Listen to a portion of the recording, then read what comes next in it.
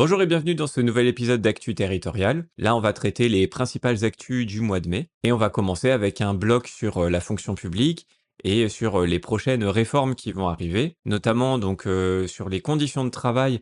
On a tout un travail qui a commencé, un travail de négociation entre l'État et les syndicats. Ça porte principalement sur le temps et l'organisation du travail, les relations professionnelles et les collectifs de travail et aussi sur les impacts des transitions environnementales et numériques. Le ministre Guérini nous indique que la qualité de vie et les conditions de travail sont un levier essentiel pour relever les défis d'efficacité, d'attractivité et de fidélisation dans la fonction publique. Et il nous rappelle qu'il y a des dizaines de milliers de postes qui sont vacants. Donc c'est quand même des questions importantes. Au niveau de la méthode, il y a un agenda social dans la fonction publique, avec une présentation des documents là au mois de mai, des réunions qui sont prévues en juin mais aussi en juillet. Et l'idée, c'est au final de signer un accord d'ici à la fin de l'année.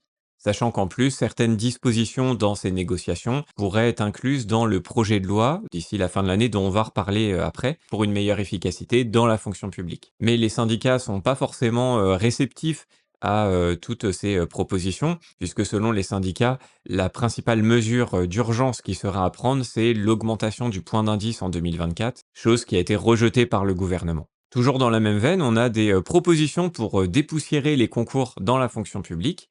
En effet, on a la plateforme Profil Public en partenariat avec l'association L'Accordé qui propose une vingtaine de pistes pour moderniser les concours. Ils partent d'un constat qu'on voit de toute façon si vous êtes sur les groupes Facebook par exemple ou quand on discute avec des gens qui passent les concours, c'est que les épreuves elles sont critiquées. Elles sont critiquées dans leur format qui favoriserait certains profils, elles sont critiquées dans leur contenu qui serait pas assez professionnalisant et puis aussi sur les modalités de leur organisation où les concours sont quand même assez peu fréquents, avec des concours parfois qui ont lieu tous les 2 ans.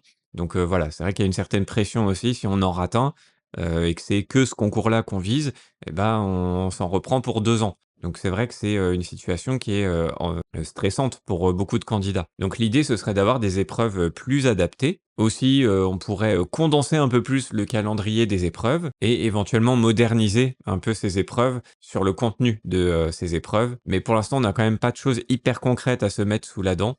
Donc on verra d'ici la fin de l'année si ça bouge, avec notamment ce qu'on va voir juste après sur la réforme de la fonction publique. Parce qu'effectivement, cette réforme de la fonction publique, on l'attend tous pour plein de raisons, mais on devrait y voir plus clair, notamment sur une éventuelle suppression des catégories A, B et C. Bon voilà, il y a pas mal de pistes comme ça qui partent dans tous les sens, mais l'horizon, la ligne directrice du ministre, c'est de flexibiliser le secteur public afin de le rendre plus attractif. Ça, c'est l'idée principale. Le ministre part d'un constat qu'on partage tous, c'est que il y a des difficultés à attirer les candidats dans la fonction publique et notamment dans la territoriale. Après, c'est quand même beaucoup en raison des salaires qui sont peu attractifs et ça, le ministre l'élude un petit peu dans, sa façon de présenter les choses, ou en tout cas, il ne, partage pas l'idée des syndicats de dire: «On augmente tout le monde via le point d'indice». Lui, il veut faire des choses un peu plus, ciblées. Et donc notamment, il a lancé cette, petite bombe sur, l'éventuelle suppression des catégories A, B et C. En tout cas, c'est un sujet qu'il met sur la table, puisque selon lui, les catégories enferment les agents publics. C'est une sorte de plafond de verre qu'il faudrait casser et il veut par là introduire, davantage l'idée de métier et de compétences. Qu'on verra concrètement ce qu'il, proposera. Est-ce qu'on passera sur des concours, ciblés par métier,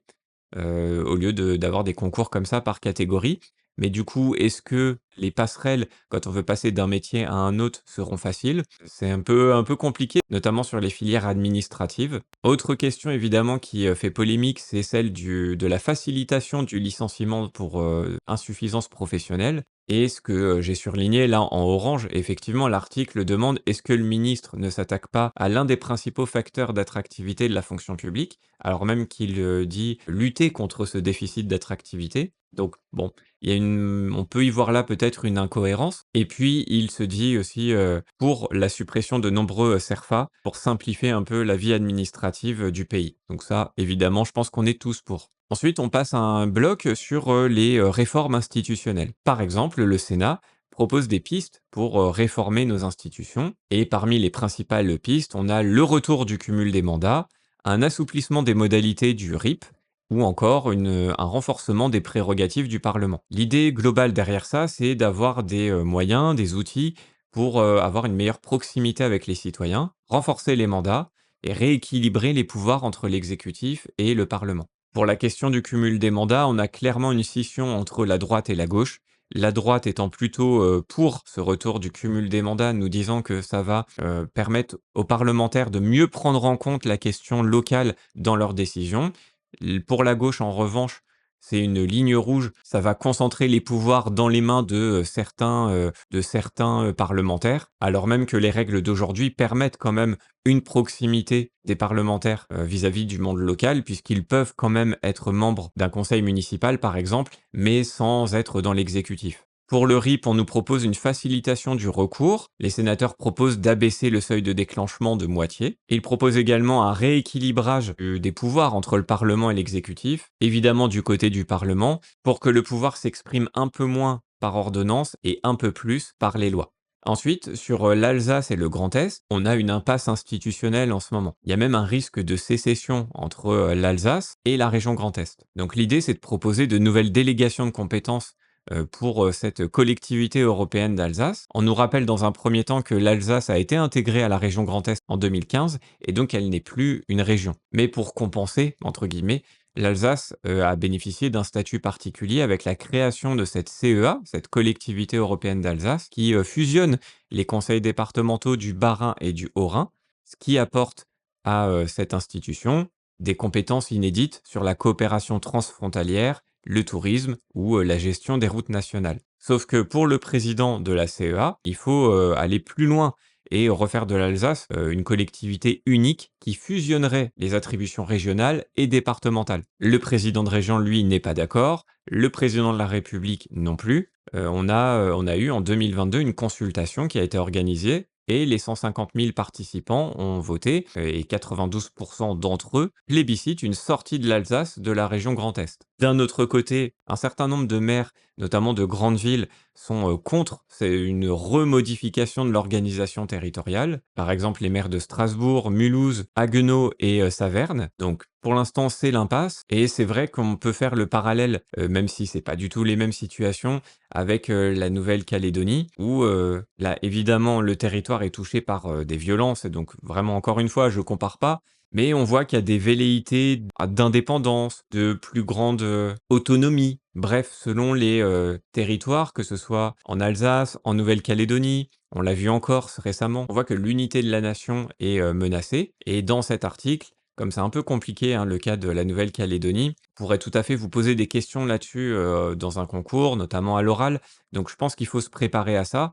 Et donc là, dans cet article, on a une petite révision. On nous explique que prévoit la réforme, hein, ce projet de loi constitutionnelle. Donc là, je vais pas m'y attarder, je vais vous laisser aller voir directement si ça vous intéresse. Il y a aussi des dimensions un peu de politique politicienne, ça c'est peut-être un peu moins intéressant. En tout cas, dans une vision concours, je vous invite à aller jeter un œil. Bon, on a aussi la réponse du président, mais pas grand-chose de concret à se mettre sous la dent. Pour l'instant, la convocation du Parlement en congrès n'a pas été repoussée, hein, pour valider cette réforme du corps électoral. On verra bien par la suite, mais c'était évidemment une des actus les plus importantes du mois de mai et il faut se préparer à être questionné là-dessus. Ensuite, pêle-mêle, on a eu plusieurs actus, notamment le sommet Choose France pour attirer les investisseurs en France et ainsi favoriser la création d'emplois. Alors dans l'article, on nous explique que c'est un peu plus compliqué que ça.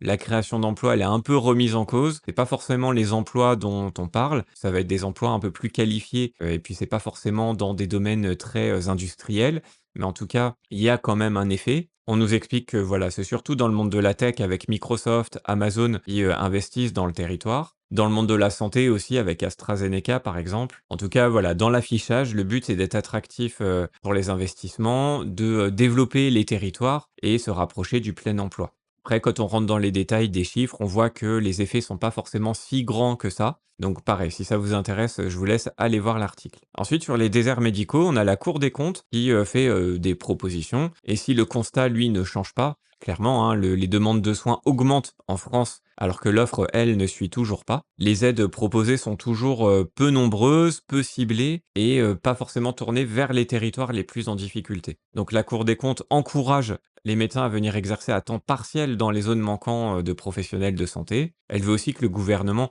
alloue des aides à la création d'emplois d'assistants médicaux sur des critères de priorité territoriale. Bref, quelques nouvelles pistes sont évoquées par la Cour, même si ça représente pas une révolution. Ensuite, on a une expérimentation de titres de transport unique dans trois régions et notamment sur l'axe Caen-Le Mans-Tours. L'idée, c'est d'avoir un seul titre de transport, même quand on passe d'une région à une autre. Hein, l'idée, c'est de faciliter la vie des utilisateurs, hein, tout simplement. Et pourquoi pas à terme sur tout le territoire national. Ça, ce serait vraiment l'idéal, un peu comme au Japon où on a un système qui est super bien fait par rapport à ça, que ce soit sur les transports régionaux, le train par exemple, ou les bus dans les villes ou les métros.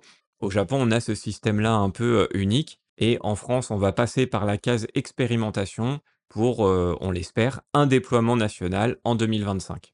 Et enfin, durant le mois de mai, le gouvernement a présenté son projet de loi pour développer l'offre de logements abordables. Les principaux points, ce sont la simplification des procédures administratives, l'assouplissement de la loi SRU relative au logement social et le fait d'avoir de nouveaux outils pour les maires. Alors le contexte, évidemment, c'est un contexte de crise, hein. Dans le logement, on a plusieurs chiffres qui nous le montrent. Par exemple, les mises en chantier ont chuté de 23% en un an. Et donc, dans ce contexte, évidemment, le gouvernement était attendu par les différents acteurs du logement. Et donc, parmi les solutions apportées, on a l'assouplissement de la loi SRU qui est très contesté. Le projet, c'est de permettre aux communes qui n'ont pas atteint la cible des 20 à 25% de logements sociaux dans leur commune de pouvoir rattraper ce retard, mais en partie avec des logements intermédiaires. Donc ces logements intermédiaires, c'est pensé pour la classe moyenne, bon avec des guillemets parce que c'est une classification un peu large. Donc ce dispositif permettrait de payer un loyer 10 à 15% en dessous du marché.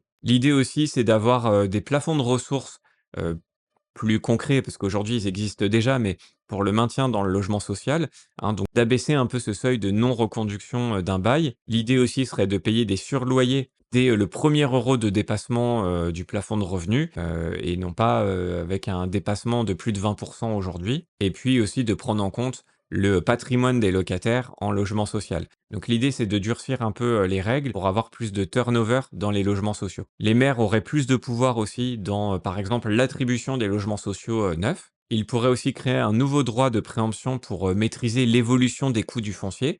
Hein, donc ça, c'est le cas où quand un terrain est en vente, mais que son prix est complètement déconnecté des prix du marché, eh bien la commune pourrait le préempter. Cet examen du projet de loi n'est pas terminé, on en est au début hein, pour l'instant, puisque c'est plutôt en fin d'année que ça va se jouer avec l'Assemblée nationale qui en sera saisie à la rentrée de septembre. Voilà ce que je pouvais vous dire sur les actus du mois de mai. J'espère que ça vous aide à y voir un peu plus clair. Dans la semaine, là, je vais sortir une nouvelle formation sur la composition. Donc ça, c'est pour le concours d'attaché territorial. Si ça vous intéresse, vous pouvez vous inscrire à la newsletter qui est sous la vidéo. Ça vous permettra d'accéder à la newsletter tous les dimanches sur l'actu territorial. Et en même temps, vous aurez des nouvelles sur cette nouvelle formation que je vous propose cette semaine. Merci d'avoir suivi cette vidéo et à bientôt. Salut!